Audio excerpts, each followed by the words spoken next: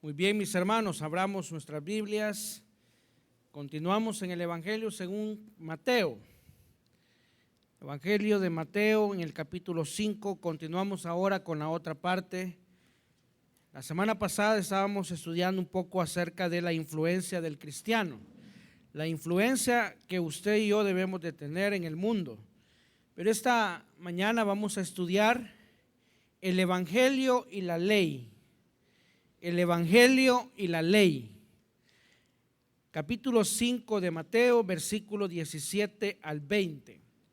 El Evangelio y la ley. Cuando lo tenga, me dice un fuerte amén y nos ponemos de pie para reverencia a la palabra del Señor. Amén. Dice la palabra de Dios de la siguiente manera: no penséis que he venido para abrogar la ley o los profetas. No he venido para abrogar, sino para cumplir, porque de cierto os digo que hasta que pase el cielo y la tierra, ni una jota ni una tilde pasará de la ley hasta que todo se haya cumplido. De manera que cualquiera que quebrante uno de estos mandamientos muy pequeños y así enseñe a los hombres muy pequeños, será llamado en el reino de los cielos. Mas cualquiera que los haga y los enseñe, este será llamado grande en el reino de los cielos. Porque os digo que si vuestra justicia no fuere mayor que la de los escribas y fariseos, no entraréis en el reino de los cielos. Padre, gracias te damos en esta mañana, Señor, gracias por tu palabra. Oramos en este momento, Señor, pidiéndote tu bendición. Oramos pidiéndote, Señor, que tú puedas bendecir a tu iglesia, Señor. Danos siempre tu palabra, Señor. Todo lo que hagamos, que lo hagamos para honrarte a ti, Jesús. Te pedimos, Señor, de que hables a nuestras vidas. Danos sabiduría para entender tu palabra. Te lo pedimos todo en el nombre de Jesús. Amén y amén. Pueden sentarse, hermanos.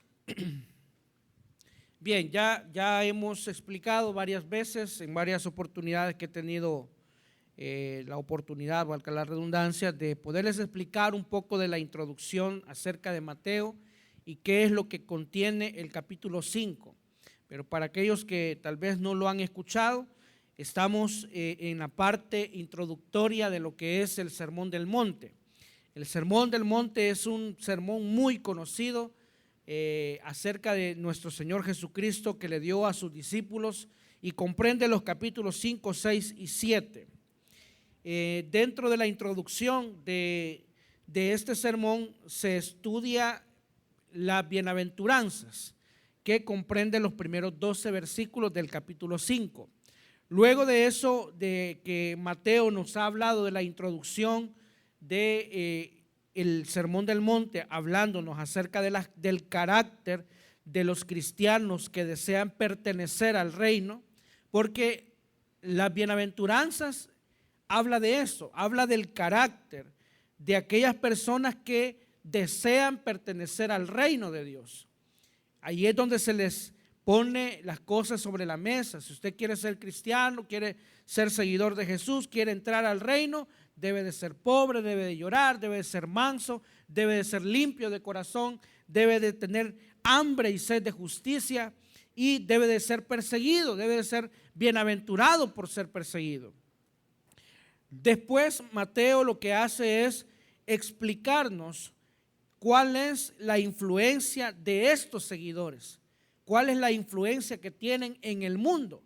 Y la semana pasada estudiábamos eso, estudiábamos el propósito y estudiábamos la posición.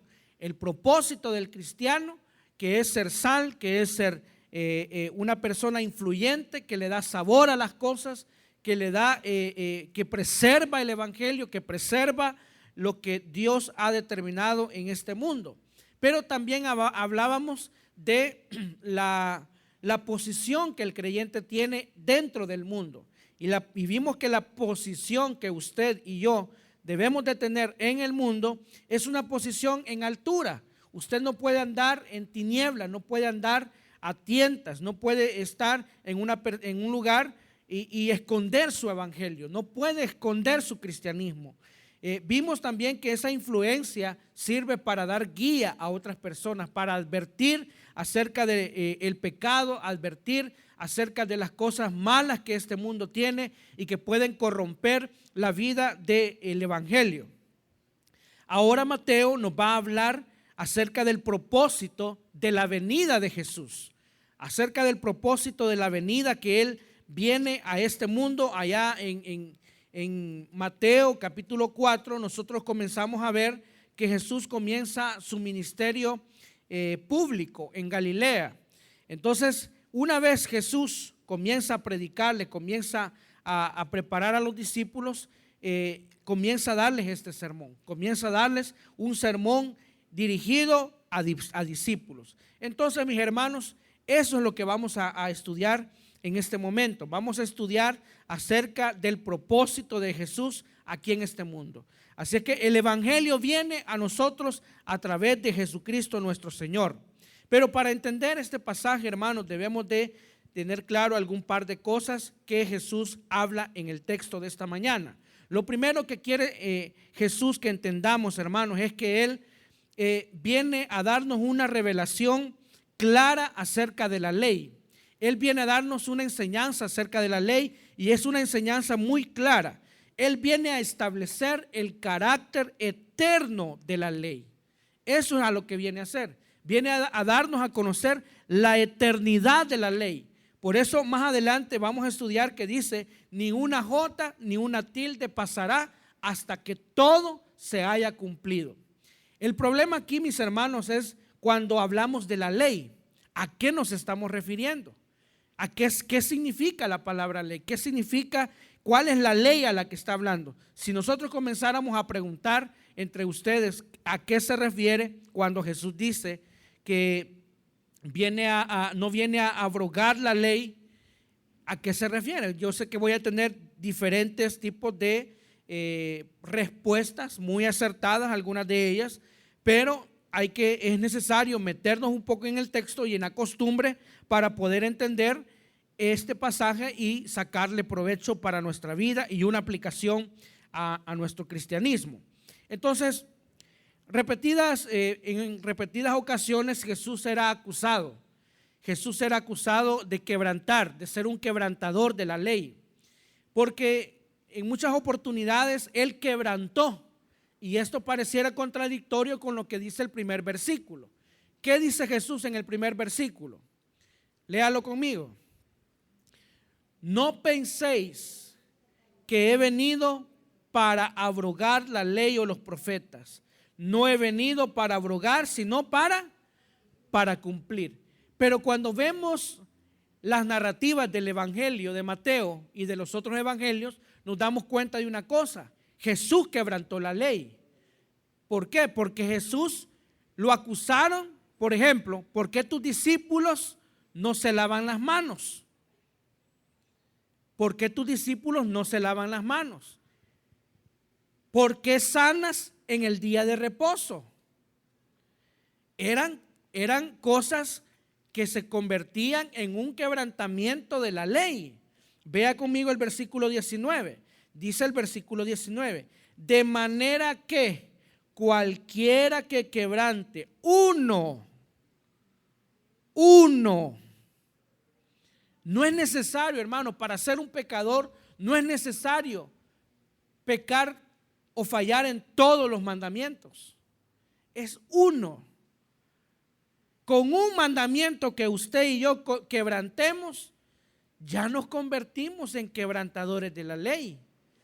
Por eso tenemos que entender a qué se refiere cuando Jesús dice que habla de la ley.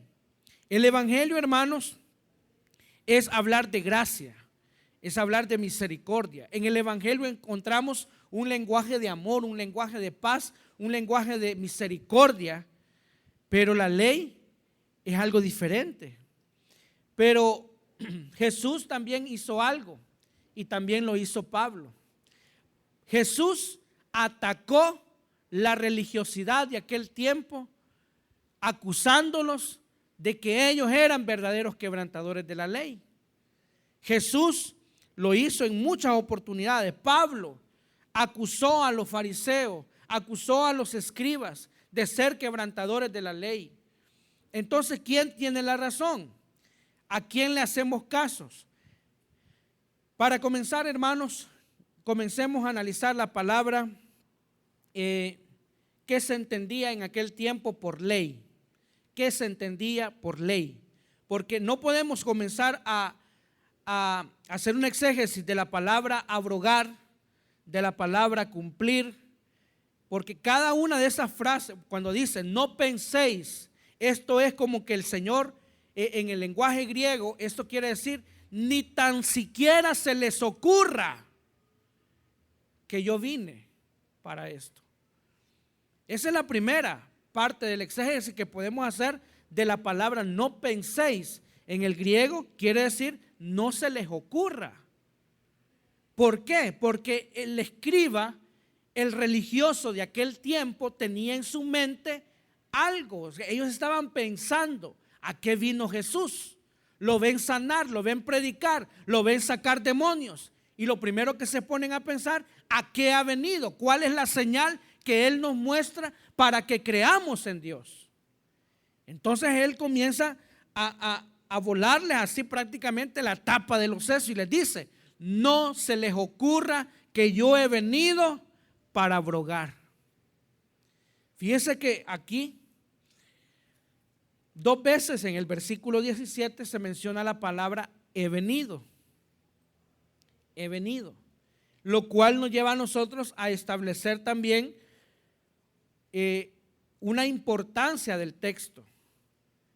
¿Por qué no dice yo nací? Porque Jesús no está hablando de su nacimiento. Él no está hablando de por qué nació de María. Él está hablando de su propósito en el mundo. Él está hablando del propósito que Él tiene con referente a la ley en este momento. Ahora, ¿qué se entiende por ley? La ley, hermanos, en aquel tiempo se usaba, cuando se oía hablar de la ley y los profetas, se usaba en referencia a 4 maneras, de 4 maneras. La primera de ellas era cuando se hablaba de los 10 mandamientos.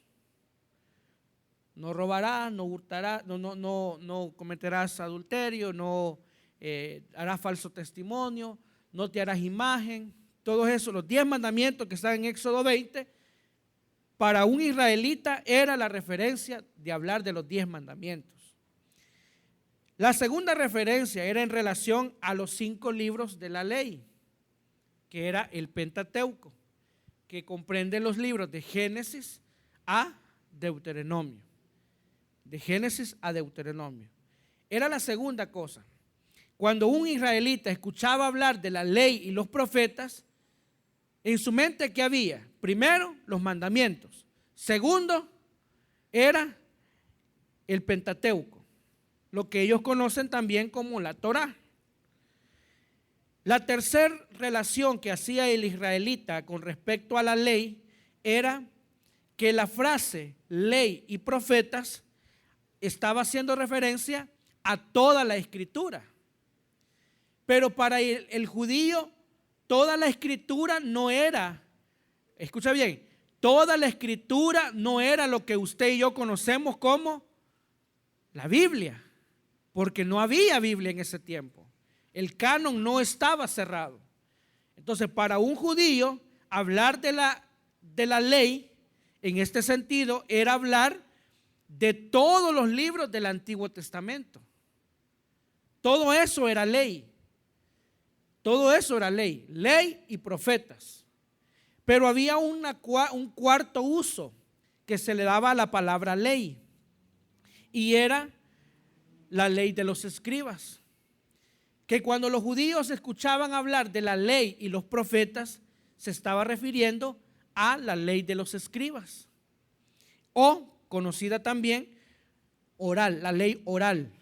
¿En qué consistía? En la época de Jesús, hermanos, Jesús lo que atacó no fue la ley, no fue los 10 mandamientos.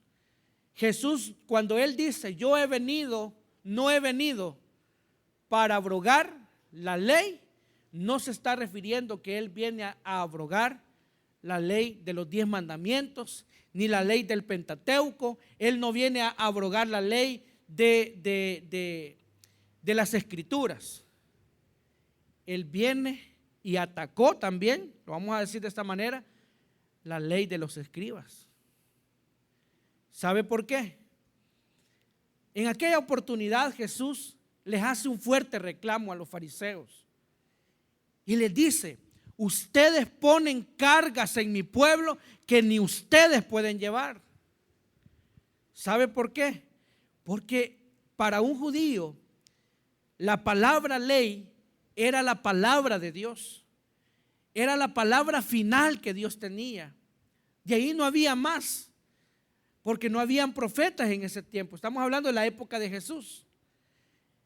Y se levanta Juan, ¿verdad? Y Juan fue algo contrario a lo que un profeta para los que en aquel tiempo habían visto, como Isaías, como Jeremías, como Daniel. Ven, por eso Juan dice: ¿qué salisteis a ver?, le dice Jesús acerca de Juan. A un hombre que está vestido con vestiduras de pelo de camello. Pero aquí hay un profeta. Que el perfil de Juan no era el perfil de un profeta de aquel tiempo. Entonces, la ley de los escribas, hermanos, para que usted también conozca, era una ley bastante amplia. Para un judío, hablar de la ley de los escribas era un compendio igual o mayor que la Biblia que usted tiene en sus manos, lo que se conocía como la Mishnah. La Mishnah. La Mishnah era una ley que los escribas habían establecido, que había sido sacada de la ley de Dios. ¿Cómo surgió esta ley? ¿Cómo surgió esta ley? A mediados del siglo 111 después de Cristo, se hace un sumario de toda esa ley, conocida hoy en día como la Mishnah, y contiene alrededor de 66 tratados. Le voy a poner un ejemplo para que entienda cómo es que se hizo la Mishnah. La ley dice: no trabajarás en sábado. Amén, hermanos. ¿Lo ha leído? Sí, va. Usted sabe de que eso era ley, no se hacía. No trabajarás en sábado. Pero viene el judío y pregunta: ¿qué es trabajar? Entonces comenzaron a hacer una derivación de la palabra trabajar, de esa ley. Y esos pequeños tratados, o vamos a decirlo de esta manera, esas pequeñas leyes humanas que habían sido sacadas de la ley de Dios, se vino a convertir en la Mishnah. Cuando dice no trabajarás, incluye no cocinar, no bañarse, no cargar a un niño. Imagínense, así era de estricta la ley de los escribas. Esa era la ley a la que Jesús vino a atacar, que vino a decirle: ustedes no le están poniendo cargas a la gente.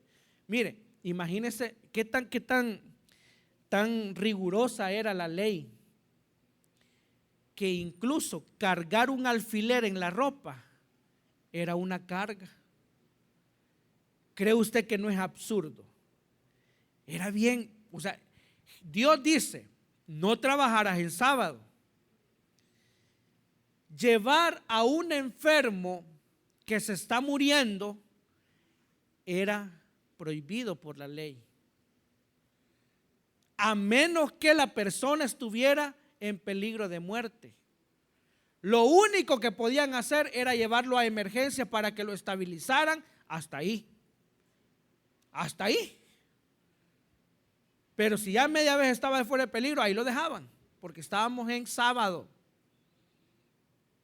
Por eso Jesús le dice: ¿acaso si uno de ustedes no se les va el burro en un hoyo, no lo van a sacar. Cuanto más este hombre que ha sido sanado, porque acababa de hacer una sanidad del Señor. Porque la ley decía que no deberían de trabajar en sábado. Y en los derivados, en la Mishnah dice que el trabajo era incluso sanar a una persona. No podían sanar. Era prohibido sanar en sábado. Los médicos no ganaban en sábado porque era prohibido por la ley.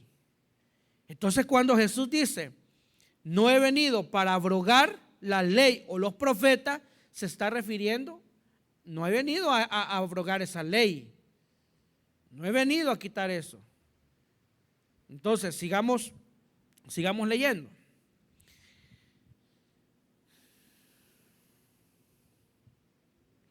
Dice ahí, no penséis que he venido para abrogar la ley o los profetas.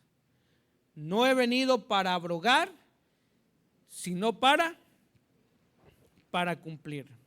La palabra abrogar, hermanos, la palabra abrogar es una palabra que en griego significa destruir, derribar.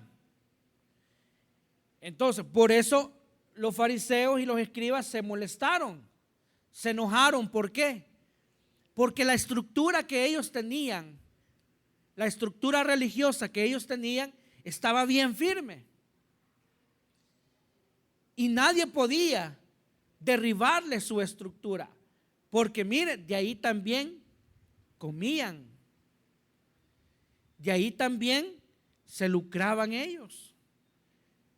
Por eso no podían permitir que alguien viniera y les comenzara a hacer algo en contra de la ley de los escribas. Entonces la palabra abrogar en el griego significa destruir. Significa también invalidar, aniquilar, o sea, es derribar una estructura. Jesús les está diciendo, mire, yo no he venido a meterme con la estructura. Hermano, era necesario que ellos tuvieran una estructura religiosa. El problema es que comenzaron a tomar esa estructura y a interpretarla a su conveniencia, como muchas veces nosotros hacemos.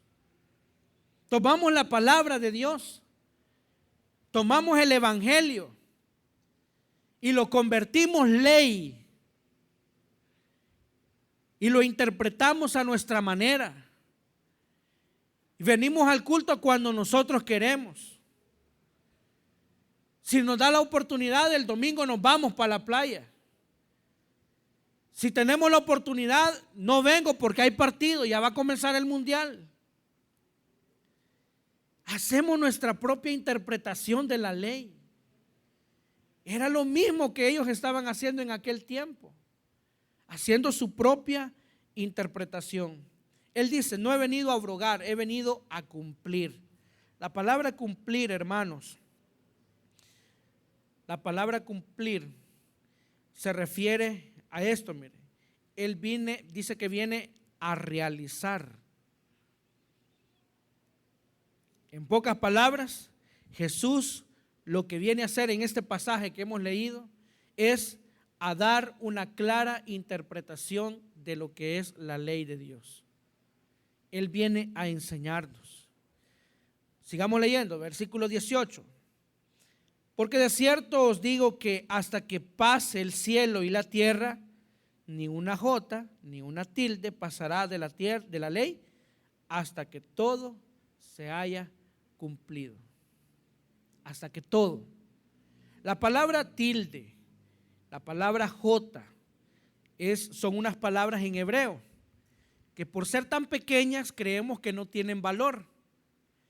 Pero una yota, que es como un apóstrofe. ¿Se acuerdan de los apóstrofes, verdad? En idioma nacional o en lenguaje, el apóstrofe esa iota, no es la otra palabra que estoy diciendo, hermano, no esté de mal pensado, no. Iota, así se pronuncia, iota. La iota, por eso Jesús dice, y Reina Valera la tradujo como jota.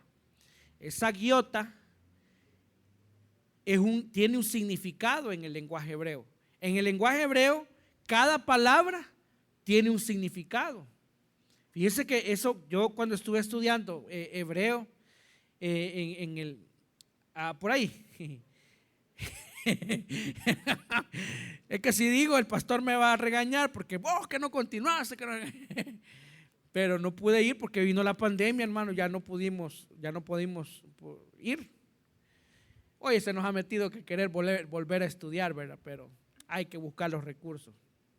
Entonces, aprendí de que cada letra tiene un valor y tiene un significado. Es diferente al griego. En el seminario sí vimos griego, pero no lo vimos así como idioma sino que más que todo para traducir. Podemos leerlo, podemos verlo y un poquito leerlo, ¿verdad? Y nos recordamos ahí. En el hebreo no, el lenguaje hebreo es bastante enriquecido.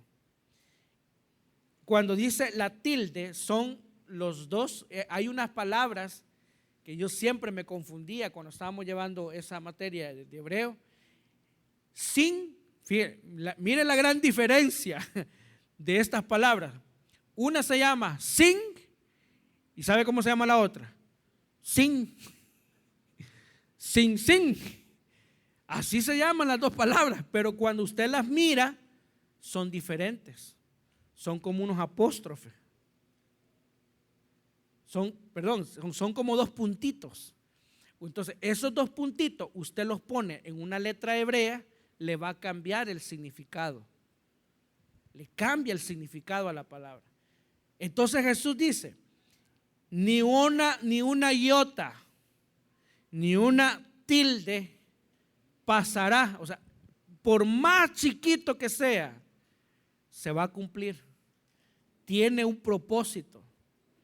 Hermanos, cada escritura, cada palabra que está en la Biblia tiene un propósito y se va a cumplir. Si Jesús dijo, yo vendré por mi iglesia, vendrá. Si Él dijo, voy pues a preparar morada para que donde yo estoy, vosotros también estéis, se va a cumplir, hermanos. Se va a cumplir. Él ha prometido que no pasará nada. Entonces Él está estableciendo ahorita el carácter eterno de la ley de Dios. Dice, no va a pasar ni cielo ni tierra, todo se va a cumplir. Ahora yo quiero que lea conmigo el versículo 19. Dice,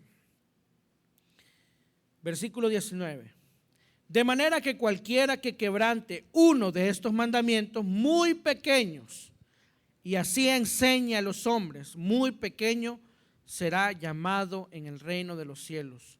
Mas cualquiera que los haga y los enseñe, ese será llamado grande en el reino de los cielos. Bien, en esta segunda parte del sermón, Jesús comienza a hablarnos acerca de dos cosas muy importantes: el que enseña y el que aprende. Si el que enseña está mal, el que aprende va a estar mal. Hablando de la Escritura, hablando de la Biblia. Por eso aquel que enseña tiene que tener cuidado, hermano, de lo que enseña.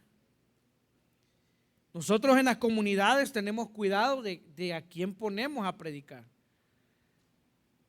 Pero en las comunidades lo bonito es de que nosotros le damos el material.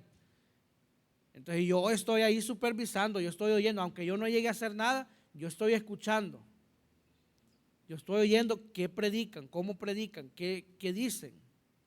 Porque para algunos, aunque no hayan estudiado teología,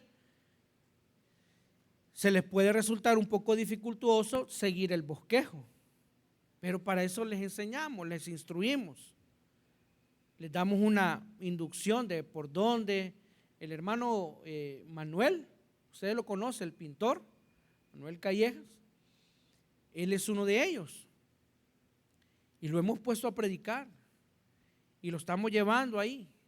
Y él, el día que le toca predicar, esa semana, comienza desde como 5 días antes. Pastor, ¿y qué significa tal cosa? Pastor, mire, ayúdeme con esto, no lo entiendo. Pastor, mire, esto y otro. Y ya uno comienza a darle un poquito de ayuda. Entonces, esta parte es bien delicada porque aquí Jesús está dando una advertencia de disciplina para aquellos que enseñan y que enseñan mal. Así que si usted es una persona llamada a ser maestro de Biblia, o también para los que están en escuela bíblica, si usted es llamada a enseñar la Biblia con niños, con jóvenes, con adultos, tenga cuidado de lo que enseña. Porque si usted enseña mal, aquí Jesús dice, será llamado, léalo, pequeño, muy pequeño en el reino. Esto equivale, hermanos, a predicar herejías, a enseñar herejías. Pero vamos por el otro lado. El que aprende también tiene que tener el cuidado, la diligencia de saber que lo que me están enseñando es correcto. Si yo tengo alguna duda en alguna cosa, mire, usted no crea lo que yo le digo. Que yo puedo ser graduado de lo que sea, hermano. Pero usted vaya y escuche, lea algún comentario. El pastor ¿cómo? Insiste, mire, busque una Biblia de estudio que sea fidedigna. Tenga a la mano un diccionario. Vaya a examinar lo que yo le he dicho, si es mentira, si es verdad. No me crea a mí, crea lo que la palabra dice. Esta advertencia es para todos, hermanos, hasta para mí.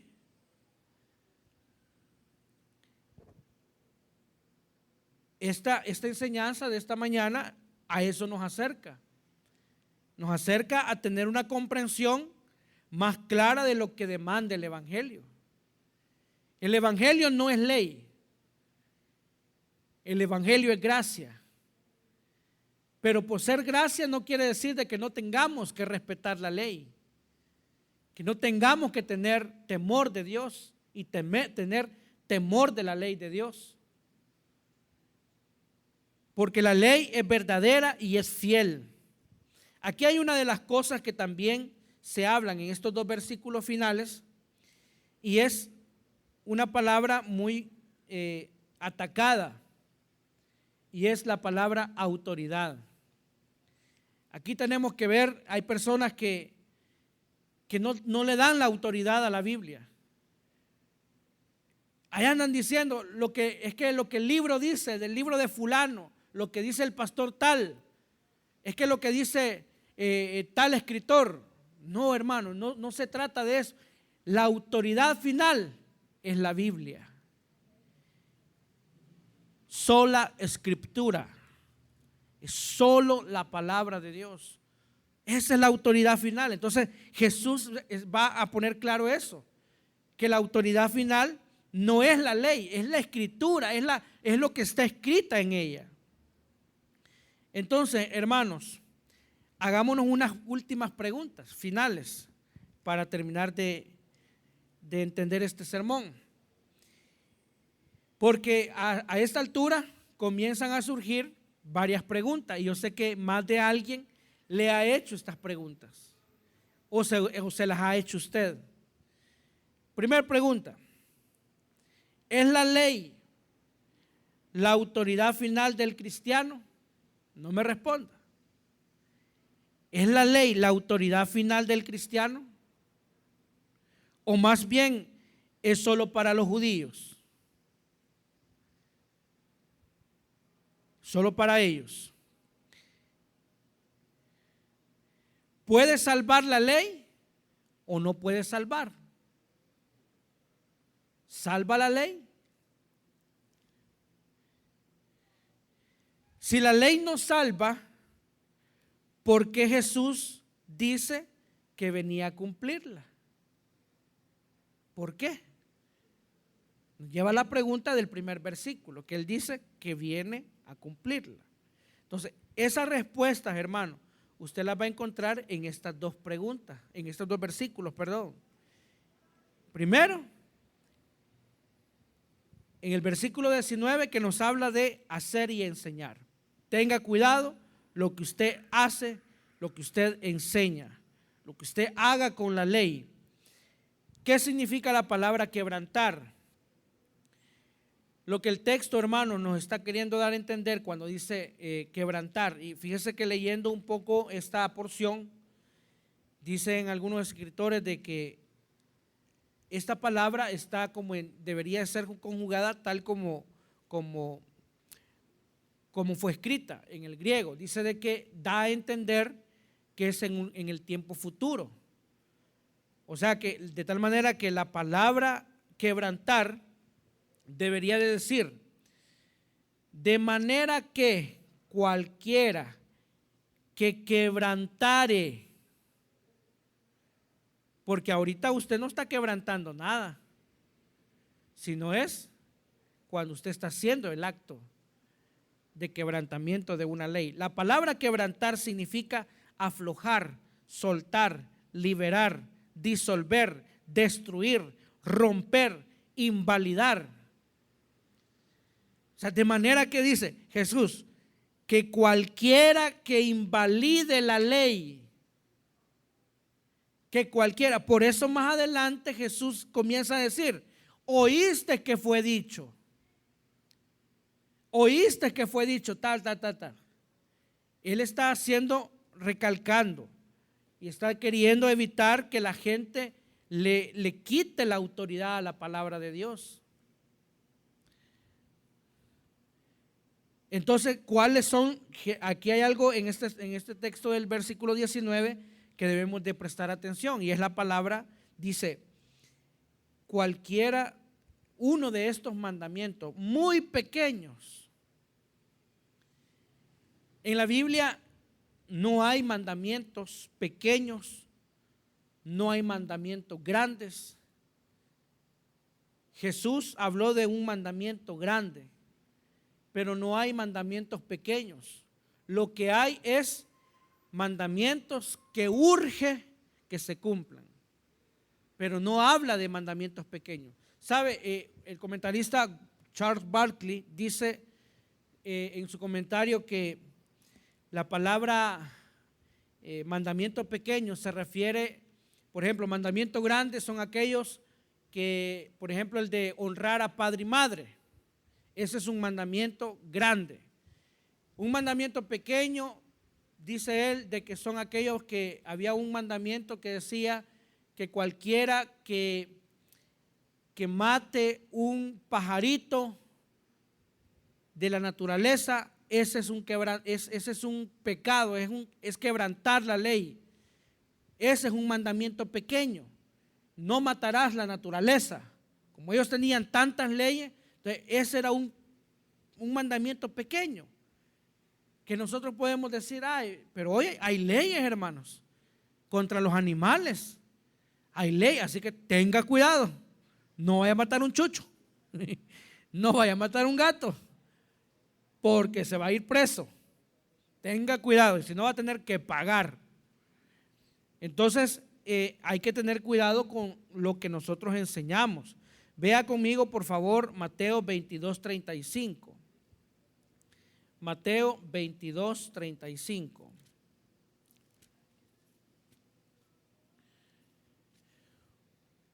Mire lo que dice. Y uno de ellos, intérprete de la ley, preguntó por tentarle, diciendo, Maestro, ¿cuál es el gran mandamiento en la ley? Jesús le dijo, amarás al Señor tu Dios con todo tu corazón y con toda tu alma y con toda tu. Este es el primero y grande mandamiento. El segundo es semejante, amarás a tu prójimo como a ti mismo. De estos dos mandamientos depende toda la ley y los profetas. Jesús no está hablando de mandamientos pequeños. Él no está diciendo no, está hablando de un gran mandamiento. Pero al final termina diciendo, aquí se resume toda la ley. La ley, hermanos, se resume en temor a Dios, temor al prójimo, que respetemos pues, que respetemos la vida del prójimo, que respetemos lo que el prójimo hace. Por eso decíamos de que esta palabra es una advertencia de disciplina, porque él dice, cualquiera que enseñe a los hombres será llamado. O sea, es una advertencia, hermano. Mire cómo Jesús le da esa advertencia. El capítulo 23, ahí mismo de Mateo, ahí estamos cerquita. Capítulo 23, del 1 al 4, dice, mira cómo Jesús le habló a los fariseos. Entonces habló Jesús a la gente y a sus discípulos diciendo, en la cátedra de Moisés se sientan, ¿quiénes? Los escribas y los fariseos. Así que todo lo que digan que guardéis, ¿qué le dijo Jesús? Guardadlo y hacedlo, mas no hagáis conforme a sus obras, porque dicen y no hacen, porque atan cargas pesadas y difíciles de llevar y las ponen sobre los hombros de los hombres, pero ellos ni con un dedo quieren moverlas. Y así termina de leer el capítulo 23. Y es algo que le dice y los ataca duramente. ¿Qué es lo que quiere Jesús, hermanos? Lo que Jesús quiere es que nuestra justicia, si usted dice que usted es justificado, si usted dice que usted es salvo, que su justicia sea diferente a la de los demás. Que su justicia no esté basada en la ley, en el legalismo. No usen ropa indecorosa, no usen pantalones las hermanas, no se pinten, no hagan aquí, no hagan esto otro, no se pinten el cabello. Si su justicia está basada en eso, eso no es lo que Jesús quiere. Él quiere que su justicia sea diferente. Mire lo que dice el capítulo 5, versículo 20 para terminar. Porque os digo que si vuestra justicia no fuere mayor que la de los escribas y fariseos, ¿qué dice, hermano?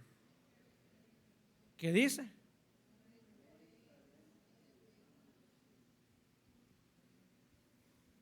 No entraréis. No entraréis.